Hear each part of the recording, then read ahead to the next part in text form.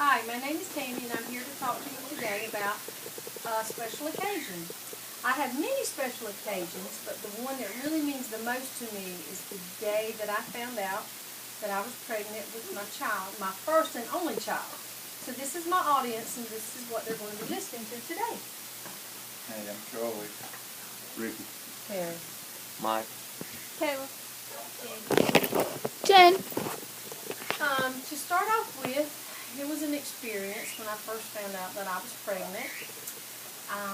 The morning sickness kicked in, and that seemed to be an everyday thing for like really the whole 9 months.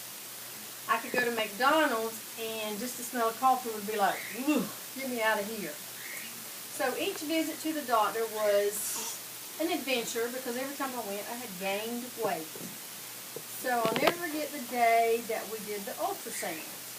And I was in the room on the table, and they did the ultrasound, and they said, "You know what? Do you want to know what it's going to be?" And I said, "No, I'll wait."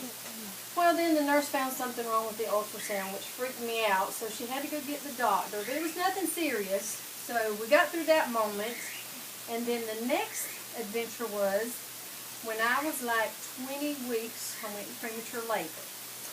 So I had to be put in the hospital for like 3 days in Florence, which was another adventure because you had to get all these shots to inflate the baby's lungs just in case she was born early. Well, we stayed there for 3 days and we stopped the contractions, which was a good thing because that meant she was not ready to be born.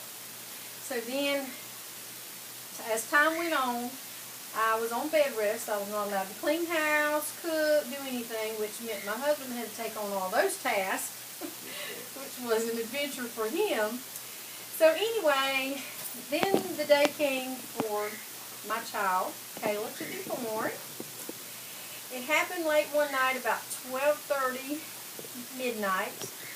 My water broke, and I went in the bedroom because my husband had already gone to bed, and I said, "I think I'm in labor." And he says, "How do you know?" And I said, "Well, there's water everywhere."